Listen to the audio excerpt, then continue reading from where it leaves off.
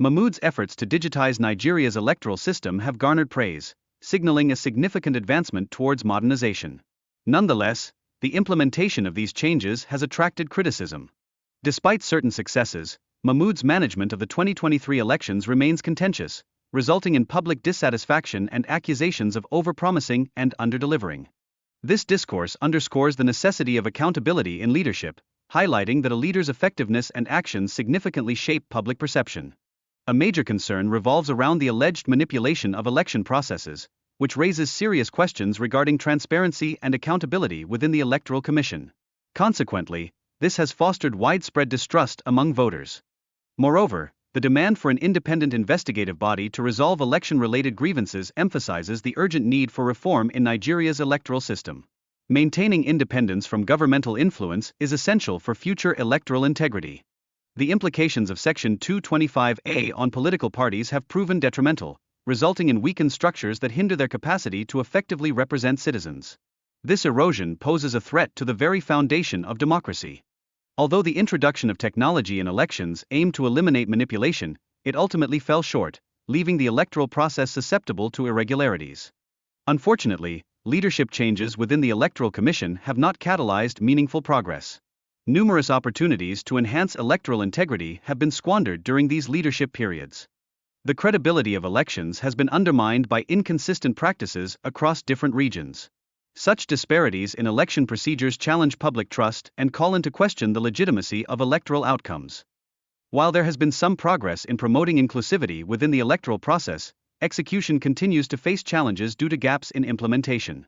Mahmood's efforts to foster inclusivity were acknowledged positively. However, INEC's independence is significantly affected by political appointments, raising concerns about its impartiality. Leadership decisions are vital in sustaining institutional autonomy. The overwhelming responsibilities placed on INEC have prompted calls for its unbundling and reform. There are significant concerns that the current structure obstructs effective electoral management and accountability. We have two gentlemen here. Mr. Epelle Ameh joins us as the National Secretary of the CUPP and also the former National Chairman of IPAC. It's good to see you in our studios. Good morning and welcome. And we also have Mr. Epelle. Thank you so much for joining us. He's the founder of TAP Africa. Thank you. Gentlemen, a decade of service to Nigeria. We saw him hand over very graciously. We understand that it seemed to have taken members of staff of INEC by a little surprise. He wasn't supposed to have left just yet, but he seems he's like what he needs to do, he's done. And it's time for him to take his leave. How would you describe his exit? Let me start with you, Mr. Epelle. Well, Mahmood is gone. There's never a vacuum in leadership, and somebody has to step in as acting chairman of the... Mahmood will be remembered for a lot of things, the good, the bad, the ugly. One of the things that I would give him is a bit of the reorganization of INEC and the introduction of digitalization, trying to digitalize the electoral system. I think he did some good job in terms of structure, in terms of specifically inclusivity. I don't think any INEC chairman did anything close to achieving inclusivity like Mahmood. Here is his low, the lowest thing that he did. The greatest impact that will haunt him is how he handled the 2023 election. I don't think he did absolutely well. I don't think they were able to fulfill the promises that they made. So we saw him over-promising and underperforming. And so I think as he goes back maybe to the university to teach or private business or whatever, the greatest aspect of his leadership that would not sit down well with him, not only him, but the general public, is how he handled 2023. I think he didn't do a good job. And that's why I said more that you are known for two things: either the problem you created or the problem you solved. You know, and in that case, in that manner, he solved a lot of problems, but also created a lot of problems. So whoever is stepping in now, which I don't think will be May. May is too straight. To be honest with you, I know her. She's too straight for even the organization she's working for. And I don't think the politicians want to risk retaining her as INEC chairman. And I'm waiting to say I may be wrong, you know. Well, the papers are already awash. A number of them have names, already pushing forth names, and they are speculating that the president will be appointing a new INEC commissioner in the next 1 week. But a new INEC chairman. Beg your pardon, a new INEC chairman. I don't know why I'm saying commissioner. But, you know, let me come to Mr. Peter Ameh, because I was going to ask you, Mr. Epelle, as to whether or not, you know, if you were going to score, you know, 100%. No, over 100%. What will be the score? Let's take 10. What will be the score he'll get? 4 over 10. Over 100. 4 over, okay. That'll be 40%. That's pretty low. Well, you know, I mean, all of us in leadership have low and highs and all that. But what you do in leadership determines what the public will hold you accountable for. This is my own personal opinion. Somebody else may have a different opinion. If I'm in the classroom marking his paper, he'll get 40% from me. All right. Well, fair enough, because you already said the good, the bad, and the ugly. I'm just wondering if Mr. Peter Ameh will be as miserly or maybe a little more generous with marks. Will you be? No, it's not about being generous. It's about the facts. If we lay them bare to the table and put it before the Nigerian people, I thought he would have been the generous one. The civil society were very fond of Mahmood and some of his decisions. For me, I think Mahmood... Politicians were not? No, the opposition suffered under Mahmood. Mahmood wasn't even accommodated when it comes to opposition or multi-party democracy. All he wanted was to crush it. The high adversary was much. Look, Mahmood spent 10 years at the commission. Leaving that place, longest chairman. Leaving that place, you would have seen the lowest of the junior staff and all the staff celebrating. What you see was an elitist escort to protect him from the anger that was in the commission. The high-handedness was much. There wasn't interaction, any essence to build capacity for staff. There wasn't any, interest in trying to uplift the spirit of the commission. And when you talk about the commission is independent National Electoral Commission. Primary duty is to undertake, to conduct and organize election. And for those periods when Mahmood was in office, there was this issue of corruption, this mismanagement of our electoral cycles, and the legitimacy that comes with the election was backslided.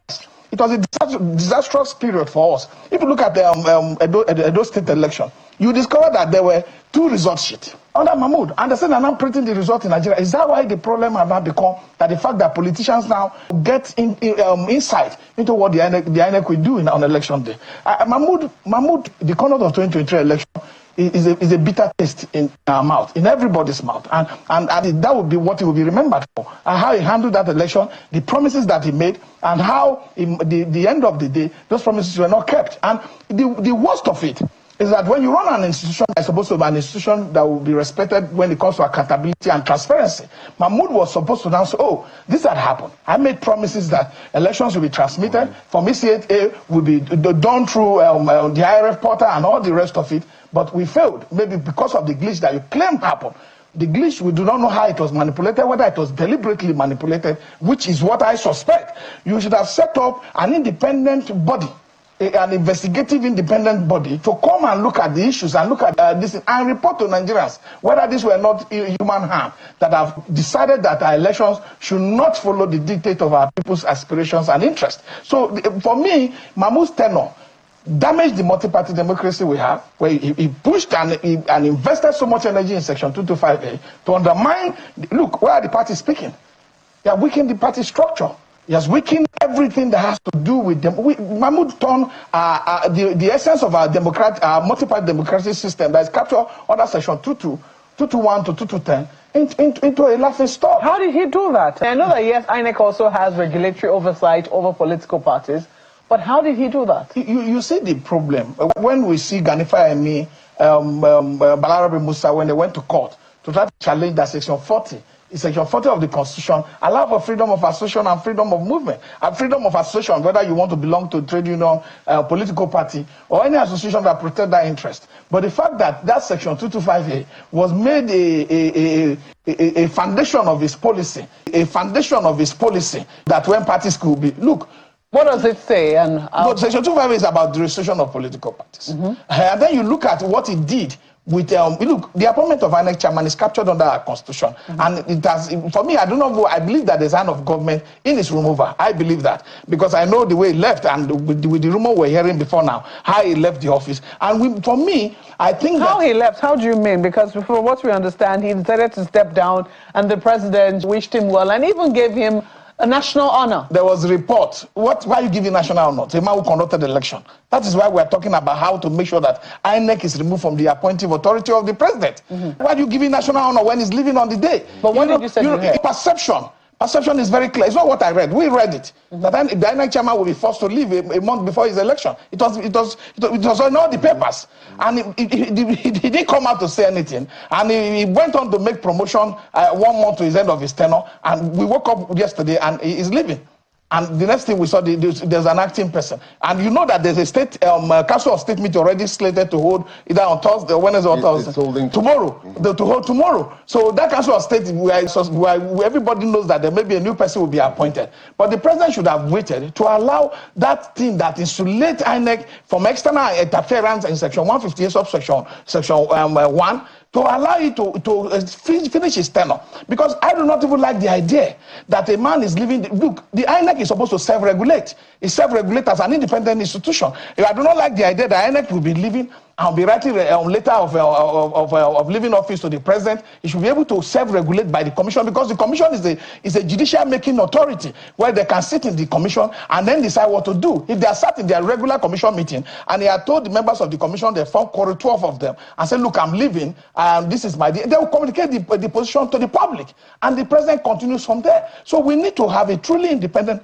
institution that conduct our elections, because for what we have today, it's quasi, it's not a democratic institution, is not an independent institution as is stated in the Constitution. And we must get that very clear. So if I get you correctly now, you as a member of a political party and also as a politician who has been in IPAC and also, yes. I was two-time National Secretary of IPAC, two-time National Chairman, so I was there for quite a while. So it means that you saw nothing good in his tenure? The only thing that would have been good, he ended up undermining it, which is the introduction of technology. So why will I make sure to say it's good?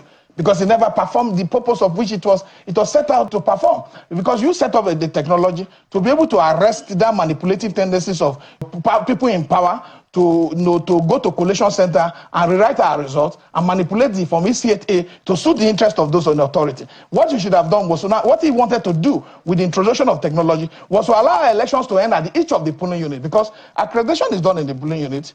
Voters vote in the polling unit, vote are counted in the polling unit. So elections actually are conducted in the polling unit. So if you now upload this thing with a PDF format using the IRF form data, like what you can see verify Obiakpo result today that it was manipulated because of the data of the Beavers. So if he had stepped up and look at that these elections were not being conducted in line with the promises he has made to Nigerians, because he holds Nigerians. It's not about the appointing authority, it's not about the interest of those in power, it's about the interest of our collective good. So if he has seen that was not working, I think he had power to be able to review the election. And he will refuse to review that and went ahead to announce an election that we know was not in the line with of his own promises to Nigerians. You want to quickly say something to that before I go to Ayo? Yeah, so you did say something twice, saying that, he decided to leave. And I'm sort of lost in it, because I'm asking myself, was it a choice to leave or a force for him to leave? I believe that the latter is the case. He was forced out of office. Yes, he was forced out of office because they wanted to prepare the process and the person that they want to take over INEC. Peter is absolutely correct. One of the things that I see in the 10 years of Mahmood leadership was a missed opportunities. He missed the opportunities to carry out what would have been the best election in the country after June 12th. He missed the opportunity of truly reorganizing INEC and making INEC independent. He missed the opportunity of being himself as independent umpire than a dependent political stooge. Period. Any questions? Definitely, Mahmood. I have two questions for the gentleman. So let me begin with this one. Gentlemen, we have had since 1999, this is the third INEC chairman that is outgoing. We had Professor Maurice Iu, we had Professor Tahiru Jega, and we have had Professor Mahmood Yakubu. So let me begin with you, Mr. Ameh. In your opinion, between 1999 and over the past 10 years, have we made progress? Mr. Ameh, that's for you.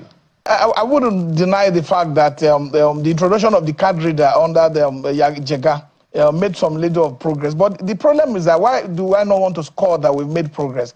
Every time we try to we take one step forward, we take another 50 steps backward.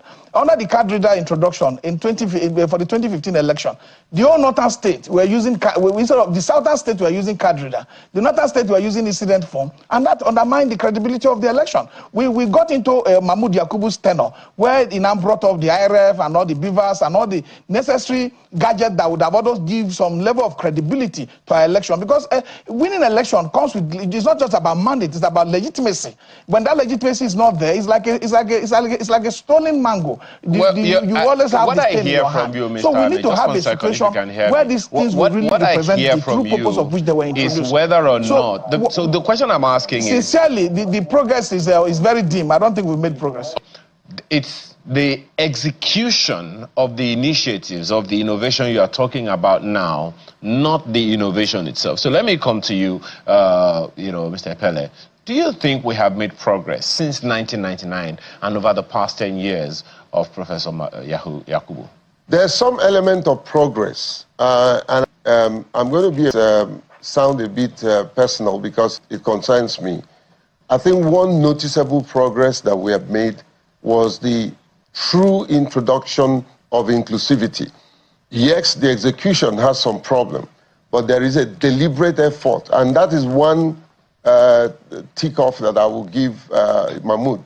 He had a genuine intention to introduce inclusivity in the electoral process, and he also worked on the framework. However, there was a disconnect between all that he did and his men in the field, who are to execute and introduce that's your last statement. We didn't have apologies. That, yeah, Mr. Epelle. So in just that area of...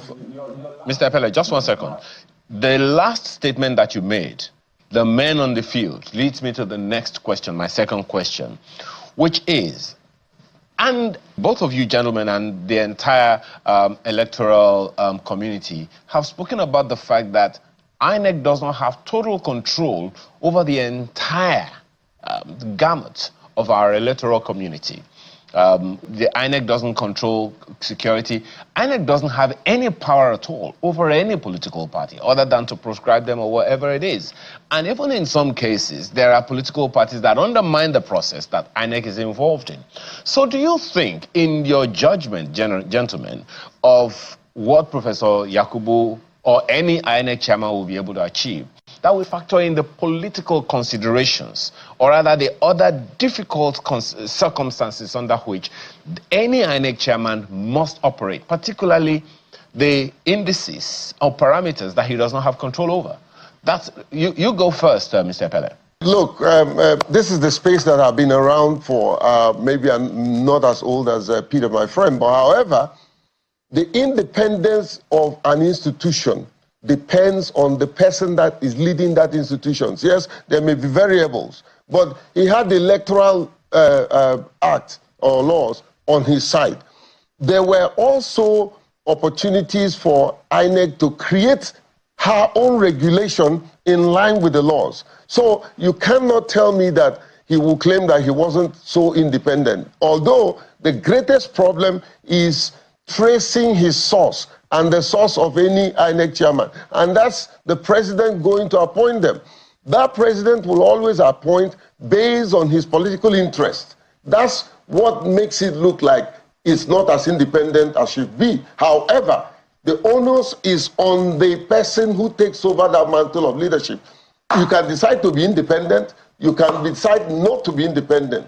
That means you want to serve your master. So INEC today, as it is, does not look to me an independent institution. 2, INEC today, as it is over-bloated.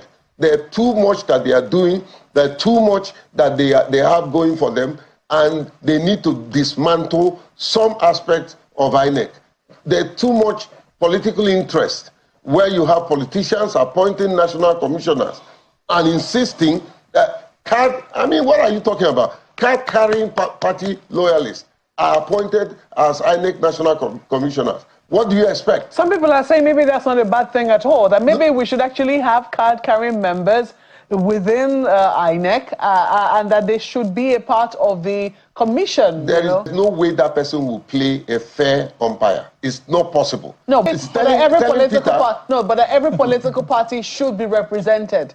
That's not how... You think it's a recipe? No, that's not how AMBs are operating. But that's what is obtainable in the United States, sincerely. If you look at the United States election, there's no National Electoral Commission anywhere. It is at this county level that you have maybe 5 Democrats, 5 Republicans who constitute the electoral body. For me, a lot of reasons why I know INEC is not independent is even when the commission of the building for the new building was done, it was done by the president. Funds were provided by the FCT, and you have to look at section 81, so section 2, that say INEC shall draw its funds from consolidated revenue from one direct line charge. Okay, I don't want to ask you about independence. I want to ask you about the recommendation that IPAC has made, which is that the president should not appoint the new INEC chairman.